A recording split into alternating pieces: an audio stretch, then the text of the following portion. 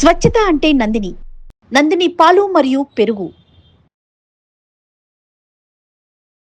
వాగర్థవివ సంపృక్తౌ వాగర్థ ప్రతిపత్తయే జగతః పితరౌ వందే పార్వతీ పరమేశ్వరౌ. ఆదిత్యాయ చ సోమాయ మంగళాయ బుధాయ చ గురుశుక్ర శనిభ్యశ్చ రాహవే కేతవే నమః. శృంగేరి జగద్గురు పీఠాధిపతులకి, కంచి పీఠాధిపతులకి నమస్కారములు తెలియజేసుకుంటూ కార్యక్రమాన్ని ప్రారంభిద్దాం. ద్వాదశ రాశులలో భాగంగా మే 18వ తారీఖు నుంచి 31వ తారీఖు వరకు ఈ 12 రాశుల వారికి ఏ విధంగా ఉండబోతుందో తెలుసుకునే ముందు గ్రహ సంచారం గురించి తెలుసుకుందాం. మేషంలో బుధుడు, వృషభంలో రవి, మిథునంలో గురువు, అలాగే కర్కాటకంలో కుజుడు స్తంభించి ఉండడం. 18వ తారీఖు నుంచి రాహువు కుంభంలోను, కేతువు సింహంలోని సంచారం చేస్తుండడం.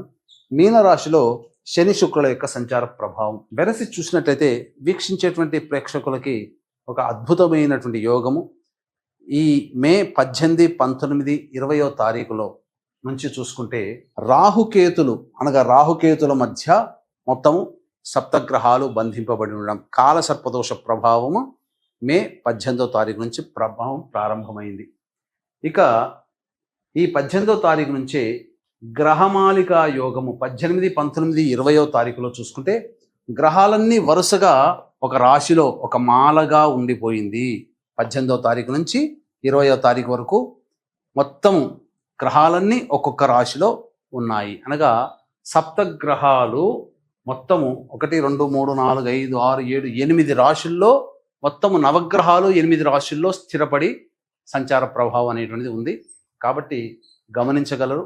మే 18వ తారీఖు నుంచి 31వ తారీఖు వరకు మకర రాశిలో జన్మించినటువంటి వారికి ఏ విధంగా ఉండబోతుందో తెలుసుకునే ప్రయత్నం చేద్దాం. మకర రాశి వారికి శని యోగకారకంగా ఉన్నాడు. ఏలినాడు శని దోష ప్రభావం తొలగిపోయింది. అయితే ప్రధానంగా బుధుడు యోగించేటువంటి పరిస్థితి, శుక్రుడు కూడా యోగకారకత్వమే. కాకపోతే దైవ బలమే తక్కువగా ఉన్నది. మే 15 నుంచి గురువు షష్టమ రాశిలోకి ప్రవేశం చేసిన దారభ్యత, గురుబలం తక్కువగా ఉన్నటువంటి కారణం. కాబట్టి మీ దగ్గర ఉన్నటువంటి డబ్బుని మీరు పొదుపు చేసుకునే ప్రయత్నం ఇప్పటి నుంచి చేయండి. డబ్బు ఉంది కదా అని చెప్పి ఇబ్బడి ముబ్బడిగా పెట్టుబడులు పెట్టడం కానీ, ఖర్చులు అధికంగా పెట్టుకోవడం కానీ, ఏదో ఒక ఆలోచన చేసి ఉన్నదంతా మీరు పోగొట్టుకుంటారు, రుణగ్రస్తులు అవుతారు. కాబట్టి మకర రాశి వారు జాగ్రత్తలు పాటించండి. అలాగే ఇక ప్రధానంగా కుజుడు రాశిని వీక్షిస్తున్నాడు. కాబట్టి పోటీ తత్వంతో మీరు ముందడుగు వేస్తారు. ఆ పోటీ తత్వంలో మీరు పాజిటివ్ వేనే ఎంచుకోండి, నెగిటివ్ వే మాత్రం వెళ్ళకండి. అధిగమించే ప్రయత్నంలో మీరు డబ్బుని, పరపతిని అన్నీ కోల్పోతారు. కాబట్టి పాజిటివ్గానే ఉండండి. కళ్ళున్న చోటికే కాళ్ళు వెళ్ళాలి తప్ప మనసున్న చోటికి కాళ్ళు వెళ్ళాలని మాత్రం అనుకోకండి.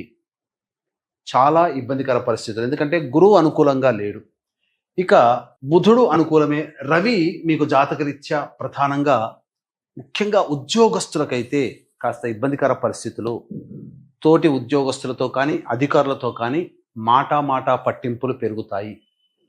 ముఖ్యంగా ఈ రవి ప్రభావం వలన ఈ మకర రాశిలో జన్మించినటువంటి వారికి తాపము ఎక్కువగా ఉంటుంది. అంటే ఒంట్లో వేడి ఎక్కువగా పెరిగే అవకాశాలు, తద్వారా అనీజీగా ఉండడం, వాతము పెరుగుతుంది. ఇది గుర్తుపెట్టుకోండి శరీరంలో. ఇక రాహుకేతులు అనుకూలంగా లేని కారణం, ఈ కారణం చేత ప్రధానంగా సమస్యలు అధికంగా ఉంటాయి. శుక్రుడు శని యోగించేటువంటి గ్రహం. ఈ యొక్క శుక్రుడు శని బుధుడు తప్ప మిగతా అన్ని గ్రహాలు కూడాను అనుకూలముగా లేవు. ఈ కారణం చేత ఆరోగ్యం పట్ల శ్రద్ధ వహించాలి, వృత్తి ఉద్యోగ వ్యాపారాల్లో శ్రద్ధ వహించాలి. అన్ని విధాలుగా సమస్య వచ్చినప్పుడు తగ్గి ఉండే ప్రయత్నం చేయండి. సమయం మనది కానప్పుడు మనము ఎక్కువగా పోరాటము అనగా అహంకరించకూడదు. అది గుర్తుపెట్టుకోండి. ఇక ఈ మకర రాశిలో జన్మించినటువంటి విద్యార్థులు కష్టపడితే తప్ప విద్యని పూర్తి చేసుకోలేరు. కాబట్టి కష్టపడితే కష్టే ఫలి, కష్టానికి తగ్గట్ట ప్రతిఫలం విద్యార్థులకి మాత్రం దక్కుతుంది. అందులో సందేహం లేదు. వివాహం కావాల్సినటువంటి అబ్బాయిలకి అమ్మాయిలకి మాత్రం కాస్త ఆలస్యం అవుతుందని విషయం గమనించుకోవాలి. ఈ సమయం అనుకూలంగా లేదు. ఇది మనకు ఓవరాల్గా ఈ 18వ తారీఖు నుంచి 31వ తారీఖు వరకు ఉన్నటువంటి పరిస్థితి. ఇక రోజువారీ దినచర్యలో భాగంగా ఎలా ఉంటుందని తెలుసుకునేందుకు వీక్షించేటువంటి ప్రేక్షకులకి గమనిక. ఈ నెల 22వ తారీఖు రోజున హనుమత్ జయంతి సందర్భంగా మేష, మిథున, కర్కాటక, సింహం, కన్య, వృశ్చిక, ధనుస్సు, కుంభ, మీన రాశిలో జన్మించినటువంటి వారికి శని దోష పరిహారార్థమై మరియు జాతకరీత్యా విద్య, వివాహ, ఉద్యోగ, అనారోగ్య సమస్యల నివారణకై సర్వదోష నివారణ పూజలు అనేటువంటివి మీ గోతనామాలతో జరిపించి శక్తిపాతము చేయబడినటువంటి శంకరంగలి మాలని మీకు అందివ్వడం జరుగుతుంది. అలాగే సరస్వతీ నది పుష్కరాల సందర్భంగా సోమవతి అమావాస్య రోజున బ్రాహ్మణుని కర్తగా పెట్టి పిండ ప్రదాన కార్యక్రమం జరిపించడం జరుగుతుంది. అలాగే కర్ణాటక క్షేత్రములో రుద్రగయ ప్రాంతములో, కర్ణాటకలోని రుద్రగయ ప్రాంతములో తండ్రి వైపు 6 తరాలు, తల్లి వైపు 3 తరాల్లో కుటుంబంలో ఏవైనా దుర్మరణాలున్నా, పిండ ప్రదానాలు చేయలేకపోయినా, అలాగే సమస్యలు అనేటువంటివి పెరుగుతాయి, ప్రశాంతత ఉండదు, శుభకార్యాలు జరగవు, అన్నీ నోటిదాకా వచ్చి వెనక్కి వెళ్ళిపోతుంటాయి. ఇటువంటివి పితృ, స్త్రీ మరియు సర్పశాపాల ప్రభావాలు. కావున ఈ శాపాల నివృత్తికి ఈ దోష నివారణ కార్యక్రమాలు అనేటివి కూడా రుద్రగయ క్షేత్రంలో జరిపించడం జరుగుతుంది. అవకాశం ఉన్నటువంటి వాళ్ళు కార్యక్రమ తదనంతరం కాంటాక్ట్ చేసి పూర్తి వివరాలు తెలుసుకోవచ్చు. ఇక 18, 19, 20 తారీఖులో కనుక చూసుకున్నట్లయితే పెండింగ్లో ఉన్నటువంటి పనులన్నీ కూడాను పూర్తి చేసుకుంటారు. విందులు, వినోదాలు, కుటుంబ సభ్యులతో పాల్గొంటారు. ఆనందకరమైనటువంటి జీవితాన్ని గడుపుతారు. ఒక బాధ్యతని పూర్తి చేసుకున్నామనే సంతోషంతో గడుపుతారు. 21, 22వ తారీఖులో గనక చూసుకున్నట్లయితే ప్రధానంగా ఈ సంబంధించినటువంటి కుటుంబ సభ్యులతో వాగ్వివాదాలు పెరుగుతాయి, స్థల వివాదాలు చోటు చేసుకుంటాయి, ధనపరమైనటువంటి సమస్యలు పెరుగుతాయి, ఖర్చులు అధికంగా ఉంటాయని చెప్పవచ్చు.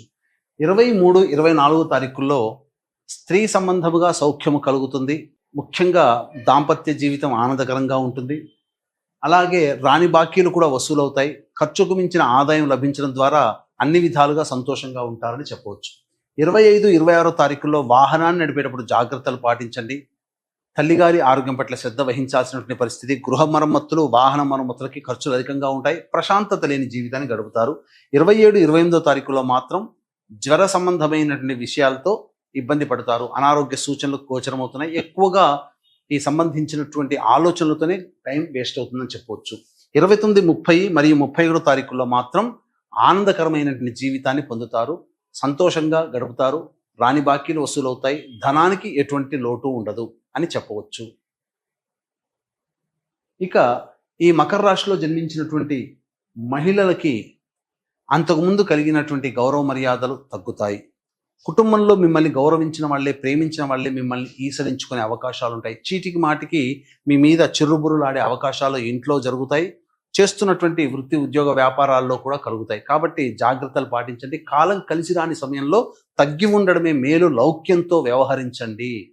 ముఖ్యంగా సంతానం కోసం ఎదురు చూసేటువంటి వ్యక్తులు చక్కగా డాక్టర్ గారి సలహాలు, సూచనలు పాటించండి.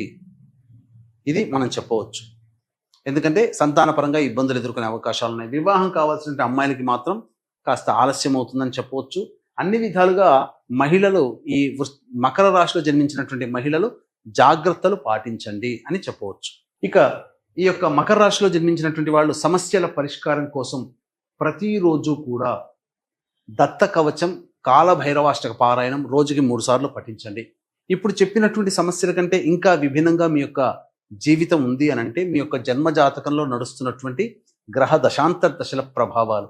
కావున దగ్గరలోని మంచి ఉపాసనాపరులైనటువంటి జ్యోతిష్యులని సంప్రదించి వారి సలహాలు, సూచనలు కనుక పాటించినట్లయితే మరింత మెరుగైనటువంటి జీవితాన్ని పొందుతారని తెలియచేయవచ్చు. అలాగే ఈ నెల 22వ తారీఖు రోజున హనుమత్ జయంతి సందర్భంగా జరిగే సర్వదోష నివారణ పూజల హోమాల్లో పాల్గొని శక్తిపాతం చేయబడినటువంటి శంకరంగలి మాలని సొంతం చేసుకోండి.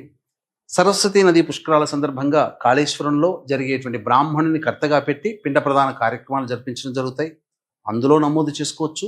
కర్ణాటకలోని రుద్రగయ ప్రాంతంలో ఈ సంబంధించినటువంటి పితృదోష నివారణ కార్యక్రమాలు జరిపించడం జరుగుతాయి. అవకాశం ఉంటే అందులో కూడా మీరు పాల్గొనే ప్రయత్నం చేయండి. సర్వం శ్రీ ఉమామహేశ్వర పరబ్రహ్మార్పణమస్తు.